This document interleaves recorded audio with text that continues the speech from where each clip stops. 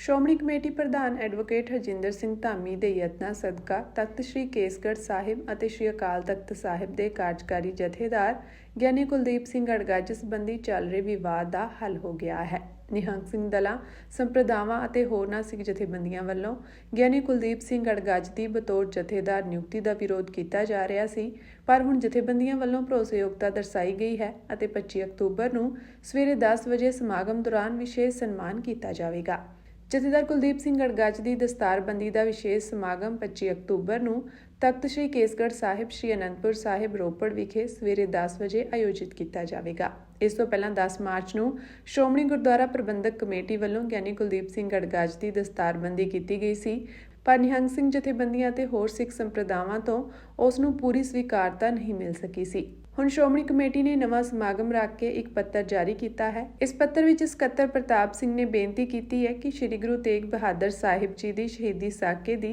350 ਸਾਲਾ ਸ਼ਤਾਬਦੀ ਨੂੰ ਧਿਆਨ ਵਿੱਚ ਰੱਖਦਿਆਂ ਜਥੇਦਾਰ ਗਿਆਨੀ ਕੁਲਦੀਪ ਸਿੰਘ ਅੜਗੱਜ ਨੂੰ ਨਿਹੰਗ ਸਿੰਘ ਦਲ, ਹੋਰ ਸਿੱਖ ਸੰਪਰਦਾਵਾਂ, ਜਥੇਬੰਦੀਆਂ ਤੇ ਮਹਾਂਪੁਰਖਾਂ ਵੱਲੋਂ ਮਾਨ ਸਨਮਾਨ ਦੇ ਕੇ ਪੰਥਕ ਜ਼ਿੰਮੇਵਾਰੀ ਸੌਂਪਣ ਲਈ ਸਮਾਗਮ ਆਯੋਜਿਤ ਕੀਤਾ ਜਾਵੇ।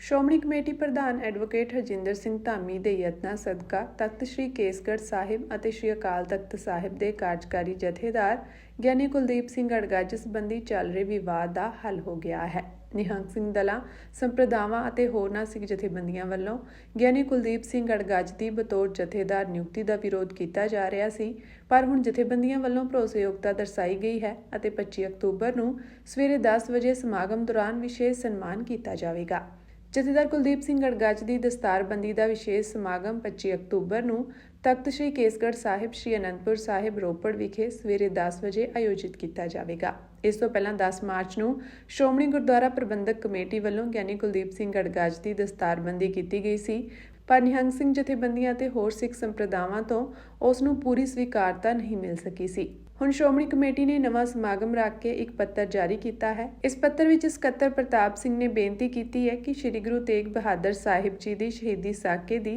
350 ਸਾਲਾ ਸ਼ਤਾਬਦੀ ਨੂੰ ਧਿਆਨ ਵਿੱਚ ਰੱਖਦਿਆਂ ਜਥੇਦਾਰ ਗਿਆਨੀ ਕੁਲਦੀਪ ਸਿੰਘ ਅੜਗੱਜ ਨੂੰ ਨਿਹੰਗ ਸਿੰਘ ਦਲ, ਹੋਰ ਸਿੱਖ ਸੰਪਰਦਾਵਾਂ, ਜਥੇਬੰਦੀਆਂ ਤੇ ਮਹਾਂਪੁਰਖਾਂ ਵੱਲੋਂ ਮਾਨ ਸਨਮਾਨ ਦੇ ਕੇ ਪੰਥਕ ਜ਼ਿੰਮੇਵਾਰੀ ਸੌਂਪਣ ਲਈ ਸਮਾਗਮ ਆਯੋਜਿਤ ਕੀਤਾ ਜਾਵੇ।